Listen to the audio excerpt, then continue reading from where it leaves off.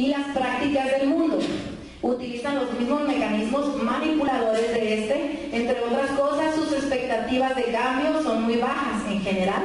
Son personas buenas, pero que viven en concubinato, engañan en los negocios, creen que el fin justifica los medios, no obedecen a Dios cuando les conviene, tienen un mal testimonio, se visten como les da su gana, y etcétera, etcétera, etcétera, porque llegamos a la asimilación. Recordamos que el separatismo es el extremo contrario.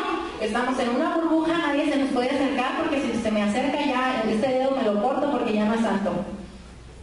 Y estamos en el otro lado, que llegamos a la asimilación. Me dicen, ay, tú eres cristiano. No es cierto, tenemos 15 años trabajando juntos y yo te he visto igual o peor que yo. Ah, o es cierto, tampoco eres cristiano. No, hombre, si dicen que eres bien tranza, nunca pagas lo que pides. O acá en la escuela, no, hombre, dicen los niños dicen que te dan una feria y tú los pasas. Y puede haber muchos ejemplos en los que nosotros o las personas a veces nos metemos en la asimilación. Pero ¿qué dice la perspectiva bíblica? La transformación de la iglesia en el mundo y los elementos que definen a la iglesia como misión. Todo cristiano hacia el mundo es llamado a amar a las personas sin amar al mundo. En otras palabras, la iglesia en transformación somos llamados a estar en el mundo, pero no ser parte del mundo. Eso lo dice Juan 17. No debemos separarnos ni ser asimilados por los valores del mundo, sino que debemos ser sal y luz en él. Cuando nos separamos del mundo, somos como sal dentro de un salero y luz debajo de un cajón, porque nos separamos del mundo. No servimos para sazonar, para iluminar las cosas malas, ni para preservar o alumbrar las cosas buenas. Y cuando nos asimilamos, somos como la sal insípida o una lámpara sobre una mesa apagada. Y por lo tanto, no servimos para nada. Cuando elegimos las iglesias que prevalecen, son iglesias en transformación. Somos como sal fuera del salero, salando el mundo, y somos la luz en lo alto de un cerro, brillando y alumbrando las buenas nuevas del Señor. Y eso no está en el separatismo ni está en la asimilación. Está tomando tu papel como cristiano fuera de la banca y fuera de tu cama a gusto, sirviendo a Dios, porque eso es ser un cristiano. Un cristiano no puede ser uno que diga, voy a la iglesia el domingo, levanto las manos, doy la ofrenda, gloria a Dios, amén, y el lunes otra vez te asimilaste o te separaste. Porque la palabra de Dios dice que un cristiano sin hechos o sin obras o sin frutos no sirve para nada. Y nosotros queremos decirte que necesitamos ser una iglesia que prevalece, pero para poder ser en conjunto la iglesia que Dios quiere que prevalezca, necesitamos que tú y todos nosotros, ustedes y ellos, se pongan las pilas, porque el que no se ponga las pilas, entonces va a dejar de prevalecer, y tu familia va a dejar de prevalecer, y tus alrededores van a dejar de prevalecer, y todos los demás que sigan queriendo prevalecer conmigo, vamos a seguir prevaleciendo. Amén, gloria a Dios.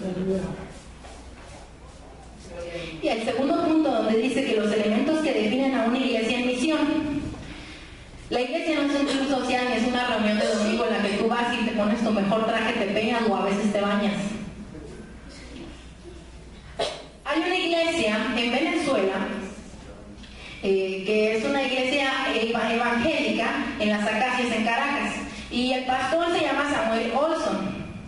Esta iglesia, su iglesia es en un teatro, es un teatro convertido en un santuario que ocupa un espacio de una cuadra entera. Una cuadra entera, o sea, visualícenlo. Si quieren lo buscan en internet y se checan ahí. Este pastor tiene una iglesia de una cuadra entera, compró un teatro para que todas las personas que él ganó por no estar pensando, porque ayudó a las personas a salir de su pensamiento del separatismo y de la asimilación, y las personas empezaron a experimentar el cambio verdadero de lo que es ser de verdad un cristiano, un hijo de Dios, y cuando las cosas son verdaderas, son de marca, son originales, se siguen pasando y se siguen vendiendo. Ayer que hablaba de los tacos con mi marido me dice, es que no puedes encontrar bueno, bonito y barato, es muy escaso. Tienes que pagar el precio por las cosas que realmente valen la pena.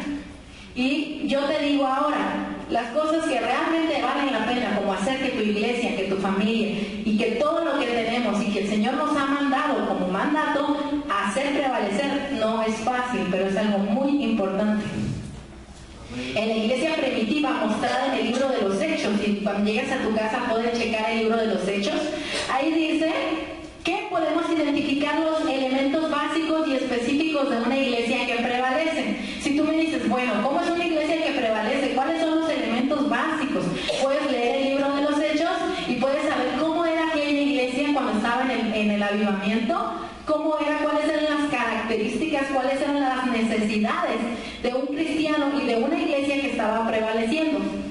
Es posible decir que una iglesia local es fiel a su misión cuando practica los 6 elementos siguientes de manera integrada. Nada de que un pedazo, luego otro, luego aquel, o algunos y omitiendo otros. Podemos decir que muchas personas concuerdan con que una iglesia es una comunidad de misión. Pero ¿cuáles son los elementos entonces de la misión? Algunos creen que la iglesia existe primordialmente para proclamar verbalmente el evangelio y hacer grandes esfuerzos, los trabajos tradicionales de visitar casa por casa, con maletín y paraguas, repartir volantes en la calle, agarrar un altavoz y empezar a gritar. Pero otros piensan organizar eventos evangelizadores masivos y se pasan toda la vida haciendo lo mismo, y tú puedes ir a su lugar y ver la misma cantidad de personas y ver el mismo movimiento y ver la misma situación, porque se dice que la iglesia, como dice la palabra de Dios, la iglesia tiene que ser con los 6 elementos íntegros. Por eso te lo dice en la parte de los Hechos, cómo era una iglesia que prevalecía, porque tenía que tener los 6, no nada más uno. Aún otras personas creen que la iglesia existe para ser una comunidad de adoradores. Es fácil identificar este tipo de iglesia en que se pasa todo el tiempo en la música, en la administración y nunca hay palabra. Es como ir a un gran buffet y que haya muchas frutitas, yogures, cereales, sándwiches, cafecitos y leche. Y yo me quedo esperando la carne. ¿Dónde está la carne? Y cuando a mí me llevan un buffet de esos, digo, ay, te pasaste, me hubieras llevado los tacos. Y luego cobran como 100 pesos los buffets de esos, ¿no? Me extrañé. Ok, el primer punto de una iglesia entonces que prevalece es la adoración. Los primeros cristianos eran adoradores, alababan a Dios constantemente en actitud y en acción. Ese es un punto muy importante. Como les decía ahorita, ser cristiano o ser un adorador no es nada más venir y adorar, sino que adorar y accionar. Esto lo dice en el libro de los Hechos 2:47. Ellos daban homenaje a Dios porque Él es quien es y lo que hace, especialmente en el evento de Cristo, dándole gracias por ser llamados sus hijos, herederos del reino, reconocieron la autoridad absoluta del poder y la gloria del Rey. Como nos indica en Isaías 1:13-17. La iglesia primitiva entendía muy bien el corazón de Dios, ya que su adoración iba acompañada de asistencia a los necesitados. No eran un grupo de personas que se metían a la sinagoga a adorar o se metían a una cueva a adorar y a cantarles salmos, sino que eran unas personas que adoraban un ratito, ¿sabe? Pues Señor, ya sabemos lo que vamos a hacer, y iban a ayudar a los necesitados. Entonces era cuando las personas tenían un impacto en su persona, en su perspectiva, y decían, entonces aquel sí es diferente porque anda haciendo algo por mí, y ahorita nadie hace algo por mí. Y eso era en aquel tiempo. Imagínate ahorita, peor, la gente, nadie cree que puedas hacer algo por él. Cuando tú vas a hacer una buena obra por alguien, a mí me ha tocado que me dicen, ¿en serio? ¿De verdad? ¿Cuánto me vas a cobrar, hombre? Dime. O no me quieras engañar, porque así han metido a la cárcel a varios. Porque no creen que va a haber una acción de ayuda, una acción desinteresada. ¿Por qué? Porque no saben que nuestro objetivo, nuestro propósito es agradar a nuestro Dios y no a los hombres. Número 2, evangelización integral. Cuando ustedes ven la imagen ahí y el título, más o menos se pueden dar una idea de que evangelizar no solo es ir a entregar boletos, no solo es ir a tocar las puertas, a levantar a la gente y que se levante con un gesto y aviente la puerta. Un tip ahí les van, no vayan tempranito, vayan después de la tardecita cuando la gente ya está a gusto. Y la evangelización integral entonces es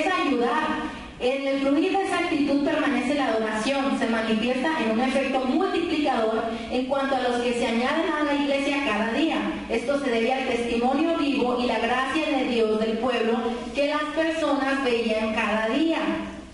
Este tipo de testimonio es el que llamamos evangelización integral. En pocas palabras, la evangelización integral no es decirle Cristo te ama, Dios te bendiga, vamos a la iglesia, sino decirle Cristo te ama, cambió mi vida, si quieres vamos, ven mi familia cómo está, ahí sale, pues ahí te ves, no quisiste ir, mañana vengo y te visito otra vez, ¿cómo estás? Te traigo esto, sé que estás necesitado. Eso es una evangelización integral.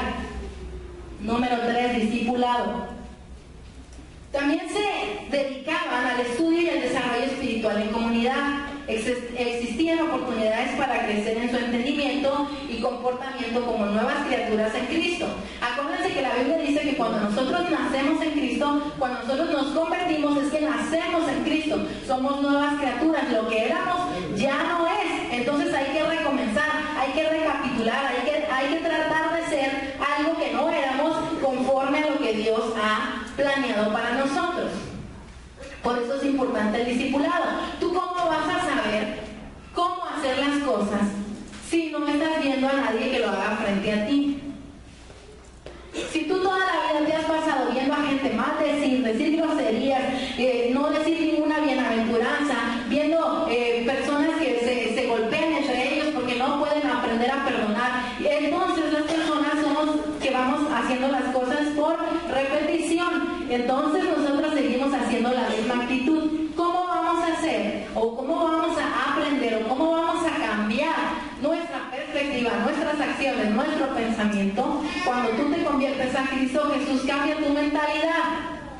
¿Cuándo? Cuando empiezas a leer la Biblia, cuando empiezas a pedirle discernimiento, empieza a cambiar tu mentalidad. Pero no vas a sentarte en una silla y decir, Señor, cámbiame, hazme bueno, que todos crean que soy cristiano, ayúdame cuando me encuentre a mis amigos con los que antes me iban por ahí de parranda, ayúdame para que un escudo protector transparente los aleje y caigan. No, eso es una alucinada, eso no va a suceder. Nosotros tenemos que ayudar al prójimo a decirle, mira, es por aquí. La primera cosa que tienes que hacer es orar a Dios cuando tengas un problema, pedirle que te diga qué tienes que hacer, leer la Biblia, ir a la iglesia, porque ahí se aprende con las demás personas, conviviendo, porque la palabra de Dios dice que tienes que ir a la iglesia, dice que tienes que convivir con las personas, tienes que juntarte en armonía con ellos, no estar en tu casa creyendo que allá Dios te va a salvar viendo la tele. Porque ahora hay unos programas bien padres, yo estaba en una compañía, pero ahora me quiero cambiar a la otra, porque en aquella está un programa que me gusta de enlace. Pero eso no significa que voy a dejar de venir un domingo o un miércoles porque estoy allá viendo enlace. Creemos en que el poder de Dios se transmite a través de la tecnología, se transmite a través de las pantallas. Pero en la Biblia un mandamiento que está marcado es que tienes que venir y congregarte. Amén. Número 4, comunión.